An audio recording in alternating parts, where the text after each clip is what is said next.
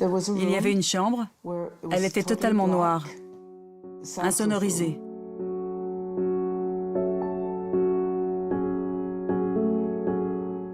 Elle était capitonnée, les fenêtres occultées, toutes sombres.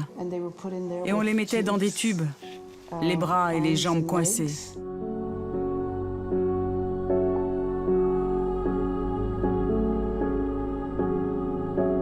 Quelqu'un apportait parfois de la nourriture. Et ils étaient là, on ne sait combien de temps. J'ai entendu gémir. J'ai vu des gens qui fuyaient à la vue des docteurs, qui résistaient. Ils s'échappaient, on les rattrapait de force. On les remettait sous traitement contre leur gré. On les forçait à faire ce qu'ils ne voulaient pas faire. Et quand c'était fini, ils étaient complètement passifs. C'était fini. Ils ne pouvaient plus résister. Ce n'étaient pas des cris, c'était des pleurs. Des pleurs. Ils ne voulaient pas y aller.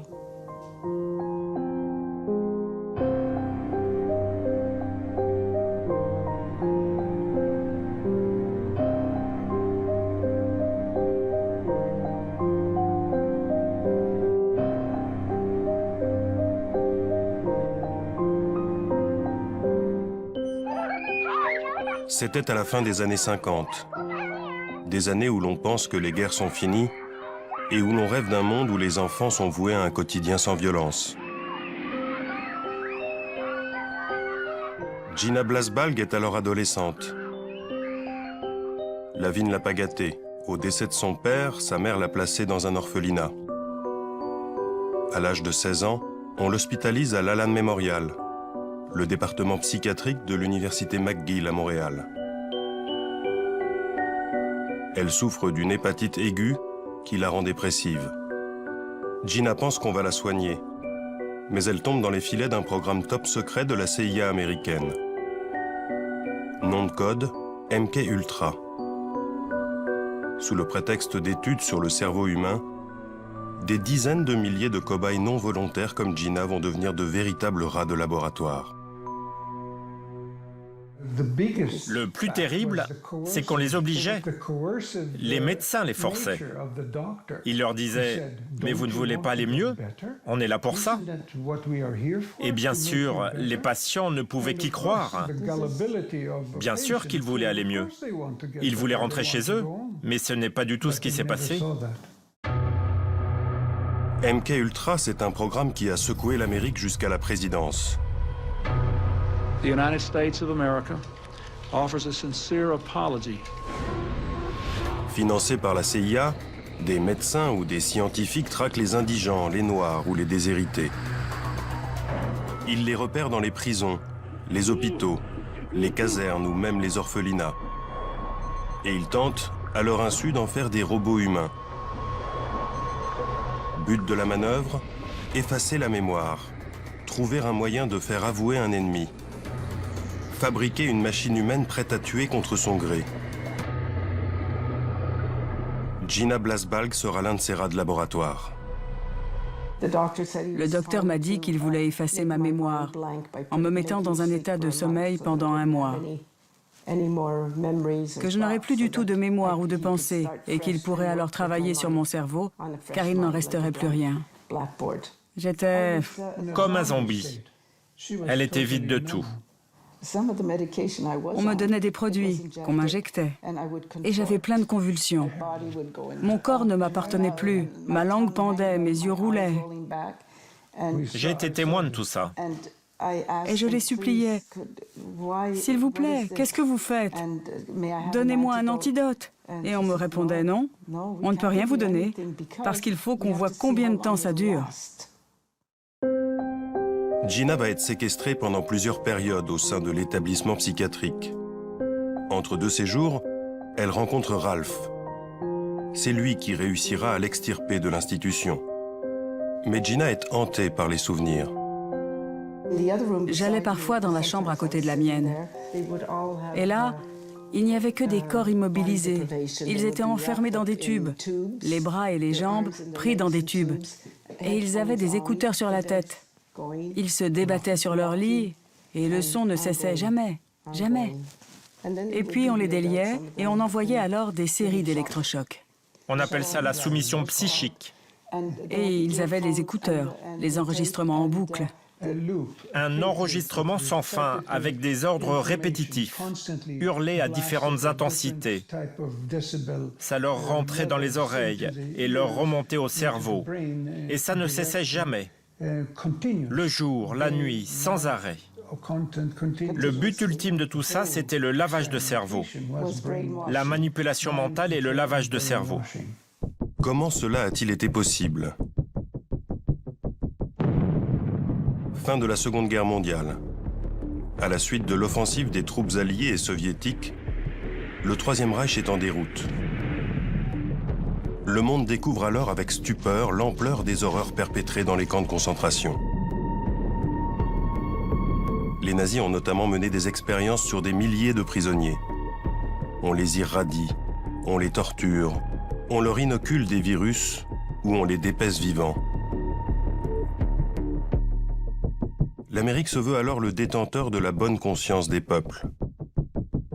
Elle impose rapidement la tenue des fameux procès de Nuremberg, qui visent à juger les dignitaires allemands pour les crimes de guerre et crimes contre l'humanité. Lors du procès des médecins, fin 1946, 20 docteurs et 3 officiels nazis passent en jugement.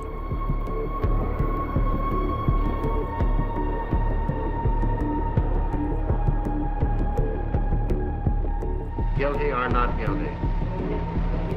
Nicht schuldig. 5 des accusés sont acquittés.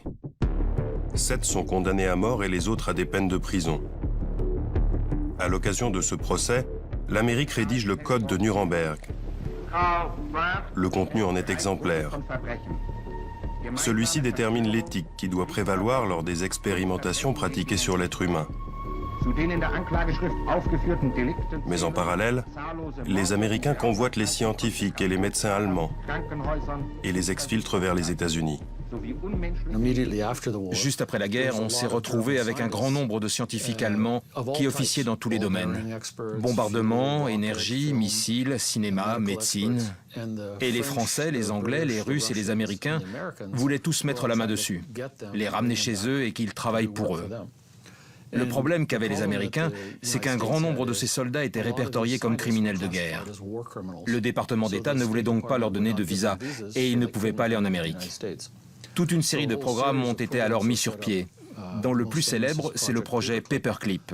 Et les archives montrent bien que des centaines de scientifiques allemands ont été exfiltrés grâce à ces programmes et passés au travers des mailles du département d'État.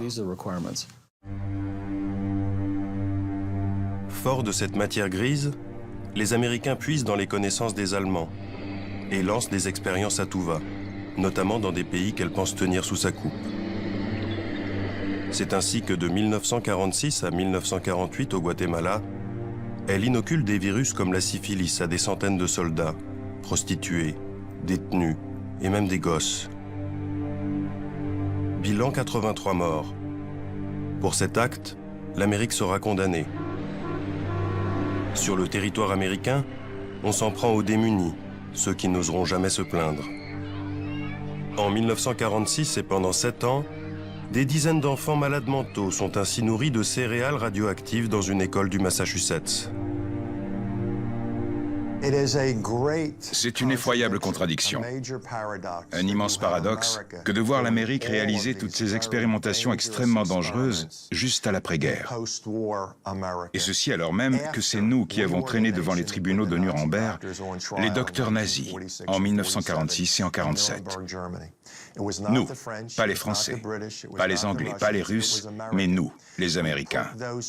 On a traîné ces 23 docteurs et responsables administratifs en justice. On les a sermonnés, harangués. On leur a donné des leçons sur la façon de faire de la recherche médicale. Et au moment où se tenait le procès de ces médecins nazis, nos propres médecins, au Guatemala, injecter la syphilis à plein de gens dans ce pays. Au même moment, on injectait des patients dans nos hôpitaux avec du plutonium ou d'autres formes d'irradiation. Donc ce n'est pas déplacé de dire que tout ceci n'était qu'une farce, un grand jeu de propagande. Qu'importe, car la morale, les Américains la placent bien en dessous de l'intérêt de la nation. 3, 2, 1, fire!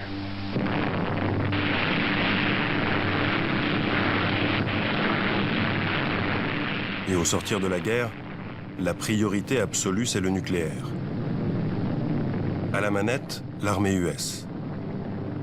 Dès 1946, des tests sont menés à grande échelle, notamment sur l'atoll de Bikini.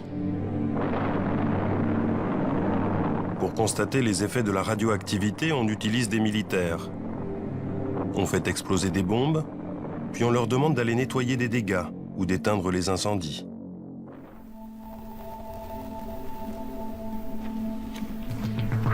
Lincoln Groves fut l'un des 250 000 à 500 000 soldats irradiés lors de ses essais nucléaires. Il avait alors 22 ans. Ça, c'est l'USS Newark. C'était le bateau sur lequel je me trouvais, l'ATR-40. Et ce qu'il y a de plus stupide dans tout ça, c'est qu'on était supposé nettoyer les effets des irradiations et on utilisait de l'eau qui avait elle-même été irradiée. C'est tout ce qu'on avait, cette eau irradiée.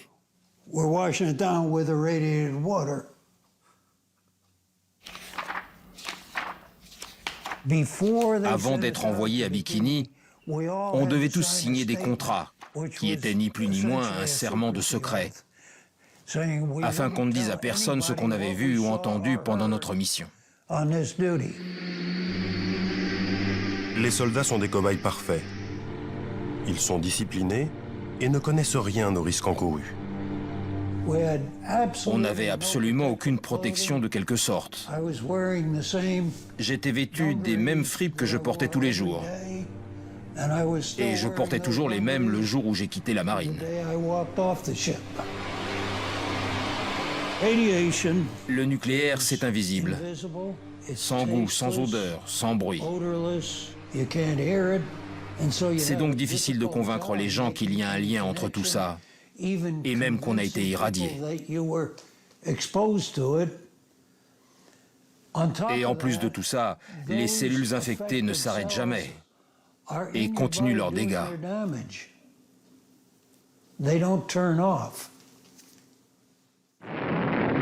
Suite à son expérience sur l'atoll de Bikini, Lincoln sera hospitalisé à plus d'une reprise. Sa santé est fragile et les irradiations ont touché toute sa descendance. Ma fille a été conçue quelque temps après mon retour de Bikini. Eh bien, toute son adolescence, elle a souffert de problèmes avec son système endocrinien. Et on a dû lui retirer la moitié du pancréas à l'âge de 20 ans en raison d'une tumeur. Elle est morte d'une tumeur cérébrale maligne à l'âge de 46 ans. Elle a aussi eu une fille qui est née avec un pied difforme. Mon fils cadet, lui, a la maladie d'Addison. Et l'un de mes fils aînés est bipolaire. Ça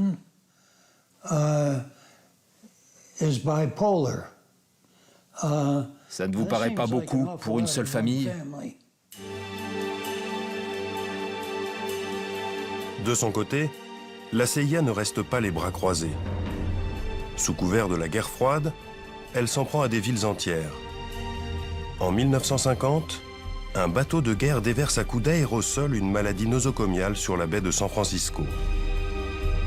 11 personnes seront hospitalisées, dont une décédera de pneumonie. Il ne s'agit pas de fiction. Toutes ces expériences ont été révélées par des documents aujourd'hui déclassifiés. La CIA veut aller plus loin encore. Ce qui l'intéresse, c'est la manipulation mentale. Elle veut lancer des études à grande échelle. Mais pour cela, il faut de l'argent. En 1951, la guerre de Corée va servir d'excuse idéale. On accuse les Coréens et ses alliés chinois d'avoir réussi à retourner des prisonniers de guerre américains grâce à des techniques de lavage de cerveau éprouvées. Il faut donc rattraper le retard. La CIA obtient ses crédits et lance les projets Artichoke, Bluebird. Puis en avril 1953, MK Ultra. À la tête du programme, Sidney Gottlieb. C'est l'homme de la situation. Il est psychiatre, mais aussi spécialiste des armes chimiques. On le surnommera le sorcier noir. Du début des années 1950 jusqu'au début des années 1970, le gouvernement fédéral, à travers l'armée de terre, de l'air, de la marine et de la CIA, a réalisé toute une batterie d'expérimentations. Ça impliquait de donner du LSD à des citoyens qui ne savaient pas qu'ils en prenaient, mettre des gens dans des chambres capitonnées sans aucun repère, des expériences sur l'hypnose, les irradiations, les armes biologiques et chimiques. La machine à broyer est en marche. La CIA et l'armée sont tellement aveuglées par leur objectif qu'elles iront jusqu'à propulser des bactéries cachées dans des ampoules électriques au cœur de New York, dans le métro, en 1966. On veut calculer la vitesse de propagation en cas de guerre virale. Ici encore, il ne s'agit pas de fiction. Les documents sur cette expérience ont été déclassifiés. Ces mêmes documents révèlent aussi que la CIA cherchait à fabriquer des espions programmables à distance. Dans les documents de la CIA, on retrouve toutes ces expérimentations qui visent à créer ces super espions. Ça consiste à créer une nouvelle personnalité sur un cobaye et de lui donner une mission comme tuer quelqu'un, voler des documents ou infiltrer des réseaux. Et quand la mission est terminée, on le reprogramme et le sujet ne se souvient plus de rien. L'agence américaine s'intéresse particulièrement au LSD. Dans les années 50, cette drogue n'est pas illégale. La CIA recrute d'ailleurs des volontaires prêts à se faire des tripes aux frais des services secrets. Certains vont défrayer la chronique, comme Ken Kesey. C'est un auteur à succès qui pense que les drogues permettent de stimuler la créativité. Il teste donc le LSD, dans le cadre d'expérimentations officielles. Il sortira de cette expérience en état second. Pour la petite histoire, il se met alors à la rédaction d'un best-seller qui deviendra un film culte. Vol au-dessus d'un nid de coucou.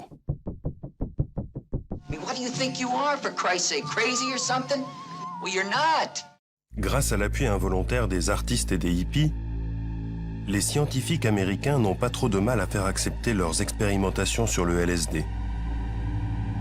D'ailleurs, la CIA estime que c'est tellement inoffensif qu'elle le teste sur ses propres agents, à leur insu. Le retour de bâton sera sévère. Certains en deviendront paranoïaques, comme l'un de leurs biochimistes, Frank Olson. Il en mourra en 1953, défenestré du 11e étage d'un hôtel new-yorkais. Même déconvenu en 1955 à San Francisco. La CIA y embauche George White, une grande gueule de la police antidrogue, afin qu'il monte 2 maisons de passe. Les prostituées versent discrètement des doses de LSD dans le verre des clients. Derrière une vitre sans teint, la CIA observe leurs réactions. Certains paniquent, deviennent fous. L'un d'entre eux commettra un braquage en état second et partira en prison. Si vous prenez ça de façon volontaire, que vous vous dites que ça va être agréable et que vous êtes entouré, ça se passe plutôt bien. Mais si vous êtes incarcéré dans une prison ou en interrogatoire et que vous commencez à halluciner sans savoir que vous êtes sous LSD, vous avez de grandes chances de faire un mauvais trip. Les bad trips, les scientifiques vont tenter de montrer qu'ils n'ont rien de dramatique. Lors de cette expérience, filmée en 1955, on demande à un artiste de boire une dose de LSD. 12 o'clock and we're ready to start this experiment. How did it taste? It had no taste. How did it look? Colorless. Now, would you tell me your name, please? William Millark. Puis il lui faut dessiner les traits d'un être humain, avant que les premiers effets ne se fassent ressentir. We have the advantage of an artist who is able to draw a sketch and On le soumet alors à une batterie de tests. Quelques heures plus tard, l'artiste doit dessiner à nouveau un portrait. mais il n'y parvient plus. Et peu à peu, sous l'œil du psychiatre, il tombe dans une forme de schizophrénie. Now you're getting emotional again. Now look at the picture now. Look at the picture. Look at it. And just concentrate on the eyebrows. That's where you were. Bill, suppose you take a look at these two pictures and compare them. The eyes, for example, are the same to me. Ces images de propagande donnent la sensation que chaque expérience est encadrée et sans trop de dommages. La réalité est moins présentable. Le LSD a été mis en avant parce que tout le monde connaît. Mais lors des commissions sénatoriales, dans les années 1970, le conseiller en chef de l'armée a rendu une liste de 125 produits qu'ils avaient testés dans le cadre de ces expérimentations sur le lavage de cerveau. Et il faut rajouter à cela ceux de la marine, de l'armée de l'air et de la CIA. Dans ses folles recherches, la CIA fait la course avec l'armée. Celle-ci aussi fait des expériences à grande échelle, notamment dans le camp d'Edgewood. Dans ces bâtiments, on y teste tout aussi bien des armes chimiques, avec notamment l'aide de scientifiques du Troisième Reich, mais aussi des drogues qui agissent sur le comportement. Ce département est tenu par un psychiatre militaire, James Ketchum. Il y expérimente plus d'une trentaine de produits toxiques. James Ketchum s'intéresse au LSD, mais surtout au benzylate ou BZ, une drogue beaucoup plus puissante que le LSD. Quel était le but de vos recherches? De tenter de trouver une drogue, le benzylate étant notre premier choix, qui pourrait être utilisé en temps de guerre afin de mettre hors d'état de nuire l'ennemi pendant un temps donné. Ça a d'ailleurs été réalisé et des petites bombes ont été créées à une époque. Elles étaient remplies de benzylate et pouvaient exploser sur un terrain de conflit. Ce n'était pas une arme de destruction massive. C'était destiné à être utilisé dans un lieu particulier qui pouvait être encerclé et contrôlé, mais qui ne pouvait être envahi sans risquer beaucoup de pertes de notre côté.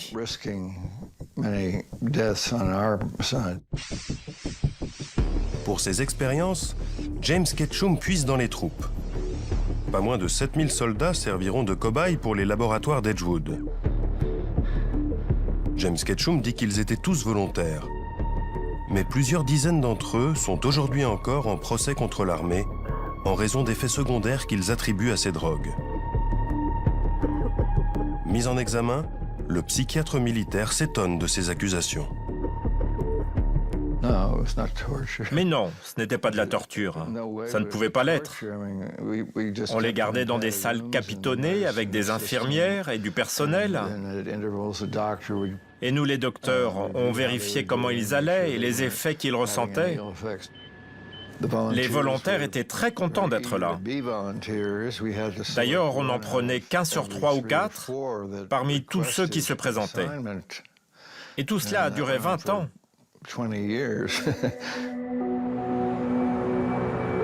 À New York, nous avons retrouvé l'un des militaires qui a participé aux expérimentations de James Ketchum. Il s'appelle Tony Mannheim. Et en 1958, alors qu'il est jeune appelé, sa hiérarchie lui propose de participer à des tests sur des équipements militaires contre des permissions supplémentaires. Il signe un protocole d'accord, mais on ne l'informe pas de ce qu'il va tester. À notre arrivée, nous étions invités à une sorte de pot d'accueil afin de rencontrer le personnel de la base d'Edgewood qui était en charge des tests. Mais je me suis aperçu, et nous ne le savions pas et on aurait dû le savoir, que les boissons étaient droguées. C'était donc un peu déconcertant de ressentir les effets de produits qui s'attaquaient à notre cerveau, que ce soit du LSD ou autre chose. Le but de tout ça était de nous faire rentrer dans un état de paranoïa et de désorientation.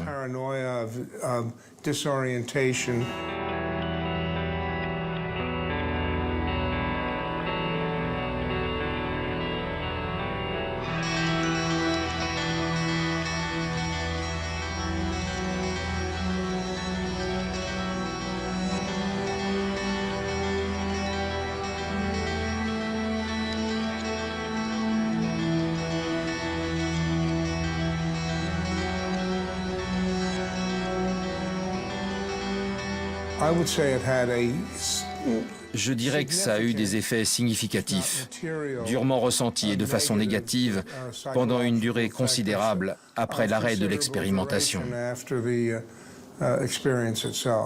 Pendant combien de temps? Des années. Je dirais des mois et des années plutôt que des jours et des semaines. James Ketchum affirme pour sa part que les tests étaient réalisés dans un cadre bien défini et que sa propre équipe n'a jamais contesté l'éthique de ces expériences.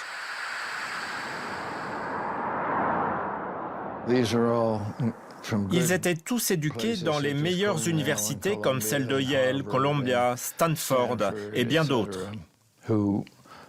Ils préféraient faire de la recherche pendant leurs 2 ans de service. Ils se retrouvaient donc en poste à l'arsenal d'Edgewood et dans tout ce qu'on a pu faire, sauf une fois, ils étaient tous d'accord pour faire les mêmes expérimentations que celles que je faisais et que je leur demandais de faire. James Ketchum se protège en invoquant le soutien de ses pairs. C'est plus inquiétant que rassurant. Et il ne peut ignorer que pendant qu'il expérimente ces drogues sur des milliers de soldats, l'armée s'intéresse à bien d'autres produits plus destructeurs encore. Des produits qu'elle hésite à tester sur ses propres troupes. Et ces substances sont tellement puissantes qu'on ne peut les employer que dans un lieu discret, clos et protégé. Cette forteresse, ce sera les prisons. C'est Allen Hornblum qui va dénoncer le système. À l'époque, il travaille à la pénitentiaire et prend un poste à la prison de Holmesburg, en Pennsylvanie. Je suis entré dans la prison de Holmesburg et j'ai été frappé de voir des dizaines de détenus torse nu, le corps couvert de bandages et de pansements. Et je n'arrivais pas à croire que j'allais travailler dans un milieu d'une telle violence. Tous les prisonniers semblaient s'être battus au couteau lors d'une émeute, comme s'il y avait eu une guerre entre gangs.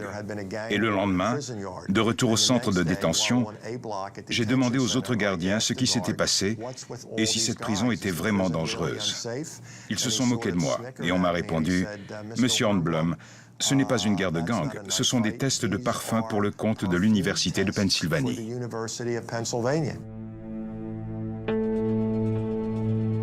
À Holmesburg, mais aussi dans une vingtaine d'autres centres pénitentiaires à travers le pays, la CIA ou l'armée transforme les détenus en rats de laboratoire.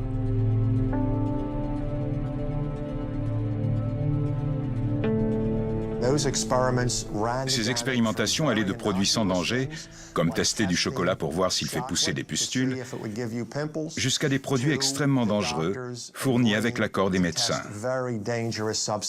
Les détenus étaient injectés sans le savoir avec des substances irradiées, soumis à des expérimentations pour les produits chimiques de l'entreprise Dell, et c'est le seul endroit au monde que je connaisse où des humains ont été enduits de dioxine sur la figure et sur le dos. De 1963 jusqu'au début des années 70, l'armée testait une multitude d'armes chimiques de guerre.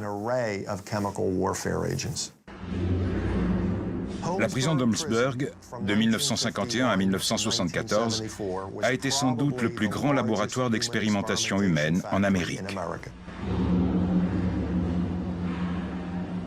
Les 1400 détenus de la prison sont des proies dociles. Ils sont pauvres, peu éduqués. Pour $1 par jour, ils sont prêts à n'importe quoi. C'est ce que sera payé Youssef pour participer à 3 séries d'expérimentation. Incarcéré en 1961 pour vente de marijuana, il pense tester des produits inoffensifs. Il y avait 2 sortes de tests pour produits minceurs. L'un consistait à boire une sorte de milkshake. Il fallait aller aux toilettes et prendre du lait tous les jours, avec des œufs, le tout avec 6 pilules. Et ça 3 fois par jour. Dès la première prise, j'ai senti que j'explosais sous l'effet de gaz qui remontait. Et quand je suis allé aux toilettes, mon rectum s'est retourné comme une poche. Comme s'il y avait un stock d'hémorroïdes empilé. Je suis donc allé voir le médecin et il m'a dit « Mon Dieu, c'est épouvantable ». Je lui ai demandé des médicaments ou autre chose et il m'a répondu « Non, c'est une opération qu'il vous faut ».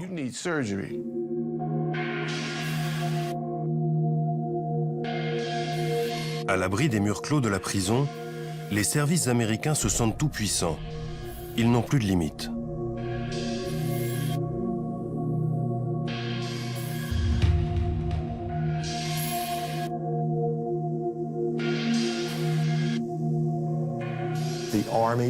L'armée a amené 3 conteneurs en fer. Ils étaient capitonnés à l'intérieur et ils les ont placés entre les ailes G et H du bâtiment et ils ont commencé à administrer des doses très fortes d'atropine, de scopolamine, de benzylate et d'autres psychotropes. Des détenus pensaient qu'ils étaient suffisamment costauds pour aller dans les conteneurs et en ressortir sur leurs 2 pieds. Mais ils en sont sortis comme des bêtes sauvages. Ils étaient violents. Un type a pratiquement tordu une porte en tentant de fuir de l'un de ces conteneurs.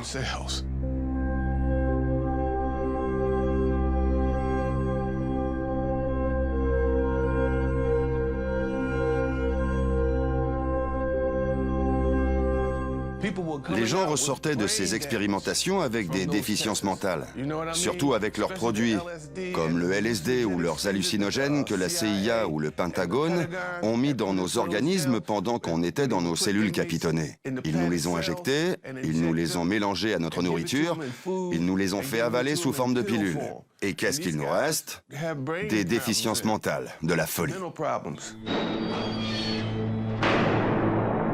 Youssef ressort de la prison avec l'organisme dévasté. Les médecins l'ont classé comme partiellement invalide.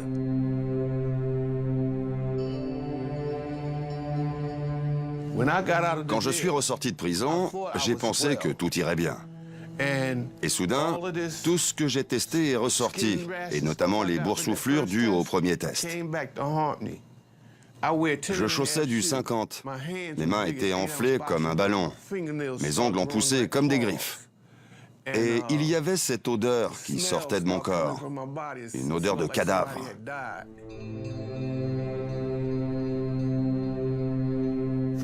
De cette époque à aujourd'hui, ma vie a été misérable. J'ai une maladie du foie, des problèmes génitaux persistants.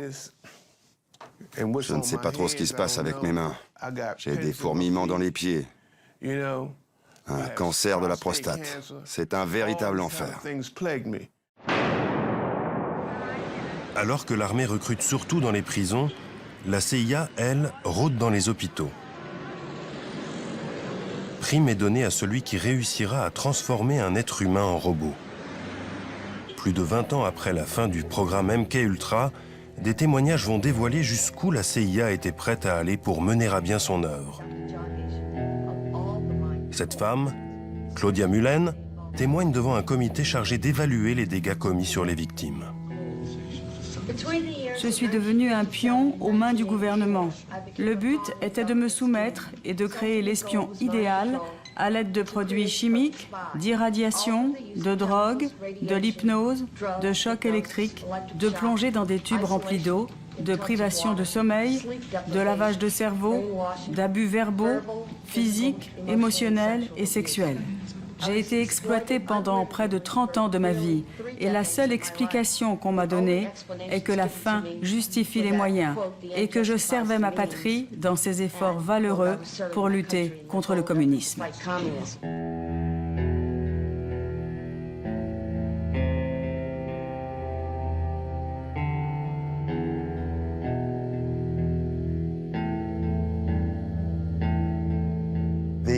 Ces populations vulnérables étaient utilisées comme des rats de laboratoire. Ils en abusaient. Ils leur injectaient ce qu'ils voulaient. Ils ont dépassé toutes les limites. Et plein de choses ici en Amérique n'auraient jamais dû être possibles. Et si cela avait été commis sous l'Allemagne nazie, on aurait mis tout ça dans l'acte d'accusation. On l'aurait mis au compte des coupables. Mais ça n'a pas eu lieu là-bas, c'est arrivé ici.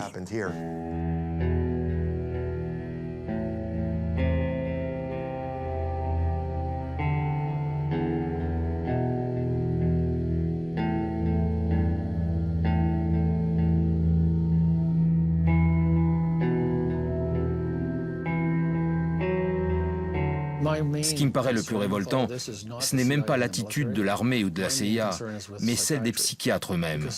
Parce que les psychiatres, les scientifiques et les chirurgiens participaient à tout ça. Et la CIA n'aurait pas pu faire ça sans leur participation. Et la raison pour laquelle tout ceci est resté dans l'ombre, c'est que les instances les plus hautes de la psychiatrie étaient au courant et ont tout fait pour que ça ne se sache pas. Il ne s'agissait pas de quelques psychiatres ici ou là, mais des têtes pensantes de la psychiatrie. Et dans cette course à l'horreur, un homme sort du lot, Ewen Cameron. C'est un psychiatre écossais de haut vol qui sera président de la vénérable Association mondiale de psychiatrie. Il a d'ailleurs réalisé l'expertise de certains des médecins allemands jugés lors du procès de Nuremberg. Ewen Cameron est recruté par la CIA en 1957. Il se sent alors investi d'une forme de pouvoir absolu.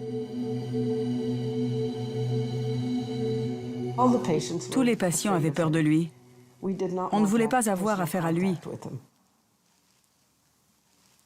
C'était un type bizarre. Il représentait la souffrance.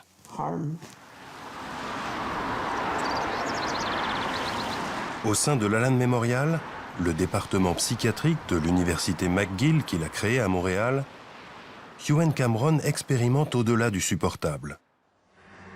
Ces cobayes sont enfermés dans des chambres noires capitonnées. La réputation du prestigieux psychiatre sert d'appât pour recruter ses futures victimes. Il y avait une petite fille de 13 ans qui paraissait normale. Et la seule raison pour laquelle elle était là, c'était parce qu'elle se sentait nerveuse à l'idée de passer un examen. Les médecins ont estimé qu'elle devait voir le docteur Cameron afin qu'il l'aide. Ils l'ont hospitalisée et c'est la dernière fois que je l'ai vue. Il y avait un garçon aussi. Il ne disait plus rien. Il restait toute la journée contre le mur et regardait ses pieds. D'autres se plaignaient de maux de tête effroyables et continuels. Ils ne savaient plus qui ils étaient, où ils étaient et ce qu'ils faisaient ici.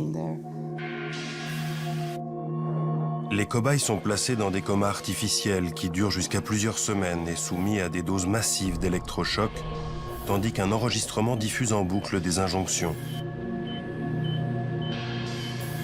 Drogue, hypnose, privation de sommeil, tout est tenté. Certains en perdent l'usage de la parole, deviennent incontinents et ne reconnaissent plus leurs propres parents. Vous pensez que des gens en sont morts? Oh oui. Oh oui. Comment pouvez-vous dire ça? Il y a tous ceux qui ont disparu. Certains se suicidaient.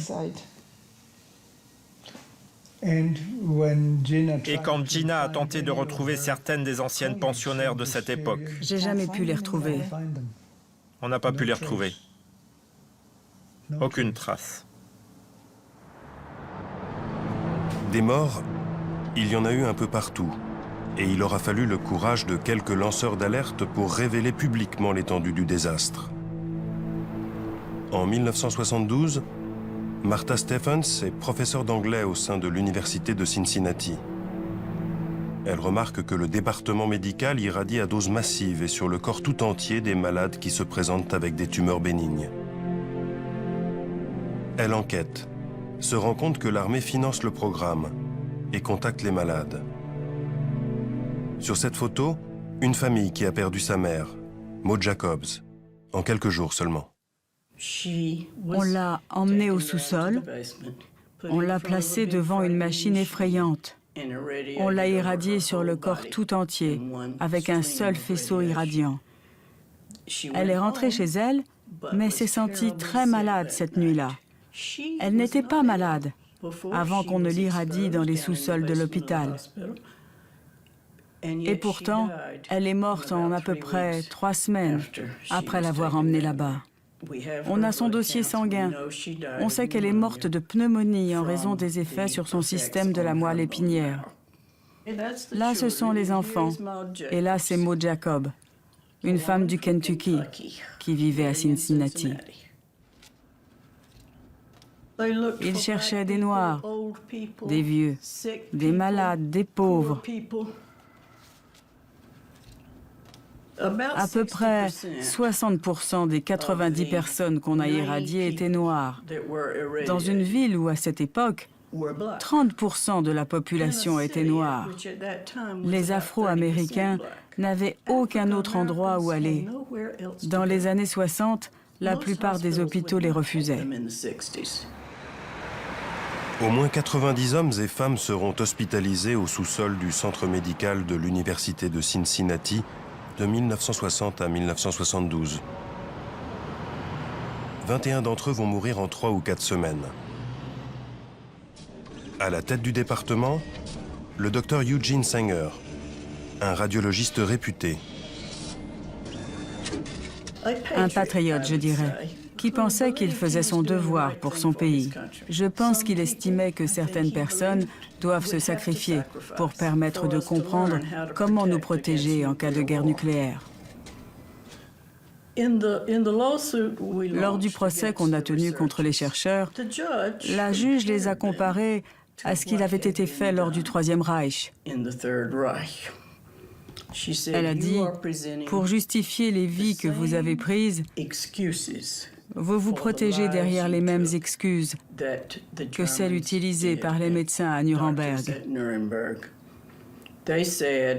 Ils ont dit qu'au nom de leur patrie, ils ont dû faire ce qu'ils ont fait. Et vous, vous donnez les mêmes arguments. Eugene Sanger est décédé, mais son bras droit, le professeur Silberstein, est toujours en activité. Il refuse toute interview, mais voici ce qu'il répond par mail quand on lui demande de réagir sur les expérimentations.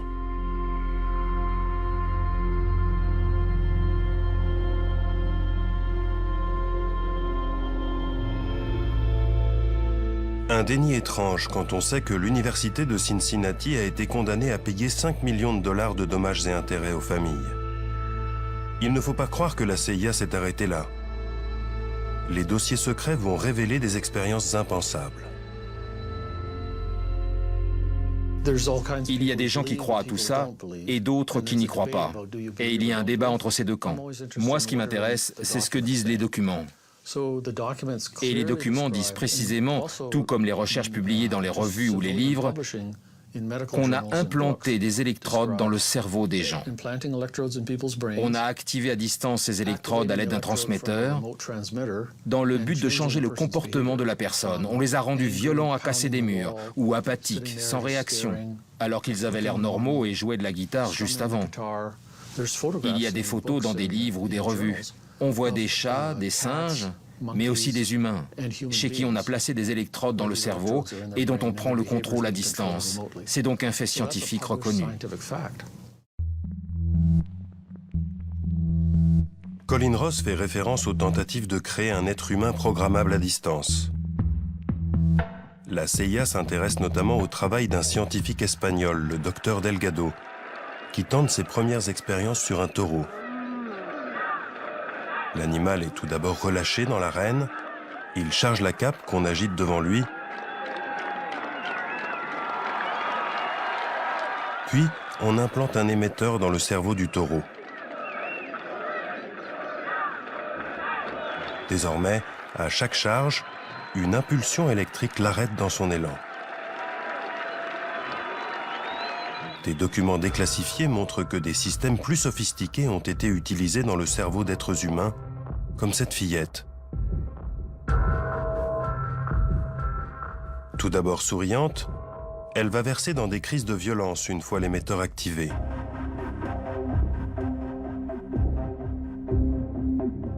On arrive ici à des degrés d'inhumanité rarement atteints. Comment a-t-on mis fin à ces expérimentations absurdes? Les choses vont s'accélérer au début des années 70. En 1972, le scandale du Watergate sème la panique au sein de la CIA. Elle sait qu'elle a bafoué tous les codes éthiques et son directeur, Richard Helms, n'a pas informé le président de ce qui se tramait dans ses laboratoires.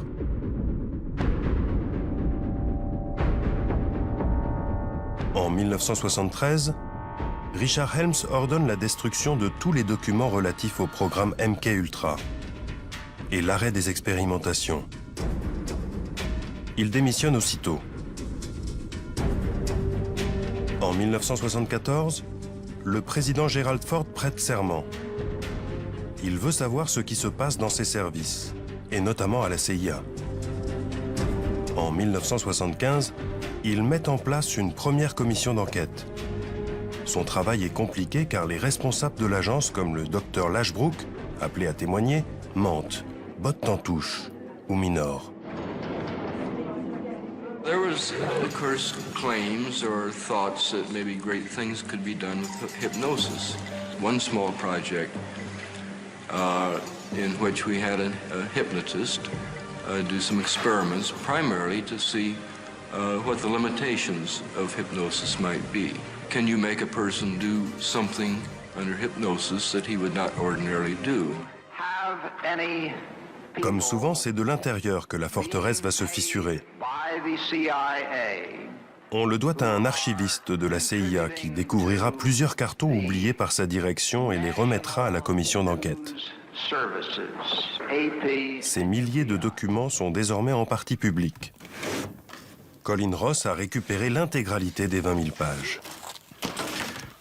Là, c'est le projet 14 du projet MK Ultra. C'est comme ça que ces documents se présentent. Il y a beaucoup de pages où il n'y a pas grand-chose. La majorité, ce sont des informations financières. Là, c'est signé Sidney Gottlieb, le responsable du programme. Beaucoup de choses ont été effacées. Ces documents sont une goutte d'eau par rapport à l'ampleur des expérimentations. Mais ils révèlent que l'agence américaine avait lancé au moins 149 programmes impliquant 80 institutions dans les plus grandes universités du pays. À la révélation de ces documents, des enquêtes sénatoriales vont suivre. On découvre alors l'ampleur des tentacules de la CIA, infiltrés dans tous les rouages du pouvoir. Do you have any people being paid by the CIA who are contributing to a major circulation American journal? We do have people who submit pieces to two American journals. Do you have any people paid by the CIA who are working for television networks? This, I think, gets into the kind of getting into the details, Mr. Chairman, that I'd like to get into in executive session.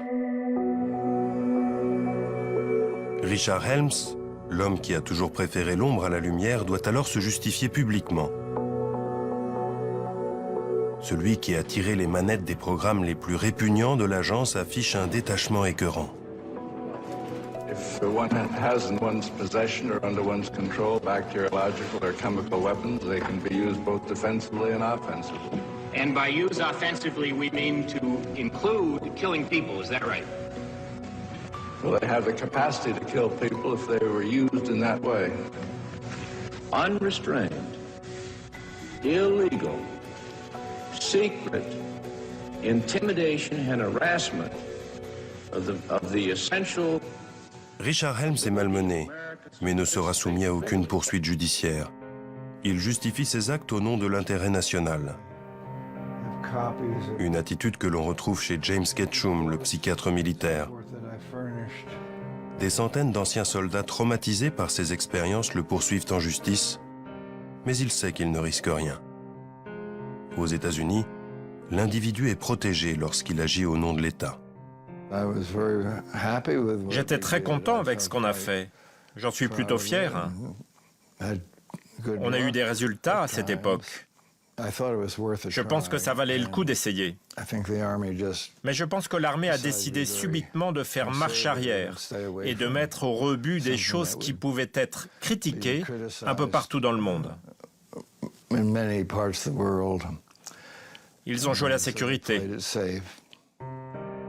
Ce déni de responsabilité de la part de James Ketchum ou de celle de bien d'autres scientifiques n'a pas fait baisser le militantisme des victimes.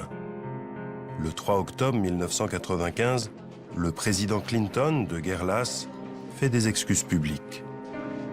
23 ans ont passé depuis l'arrêt du programme MK-Ultra et près de 40 ans depuis celui des essais nucléaires. Thousands of government-sponsored experiments did take place at hospitals, universities, and military bases around our nation. In too many cases, informed consent was withheld. Americans were kept in the dark about the effects of what was being done to them. The deception extended beyond the test subjects themselves to encompass their families and the American people as a whole. For these experiments were kept secret, and they were shrouded not for a compelling reason of national security, but for the simple fear of embarrassment, and that was wrong. So today, on behalf of another generation of American leaders and another generation of American citizens, the United States of America offers a sincere apology to those of our citizens who were subjected to these experiments, to their families, and to their communities. Thank you very much. Arrêté en 1973, le programme MK-Ultra a été un échec, révèlent plusieurs rapports d'enquête. Mais la CIA pense sans doute autrement, car elle va s'inspirer du travail d'Ewen Cameron pour la rédaction de ce manuel d'interrogatoire. Il va être en service pendant des années, et les images qu'on y voit ne laissent aucun doute sur le fait que la CIA l'ait utilisé comme livre de chevet à Guantanamo ou Abu Ghraib.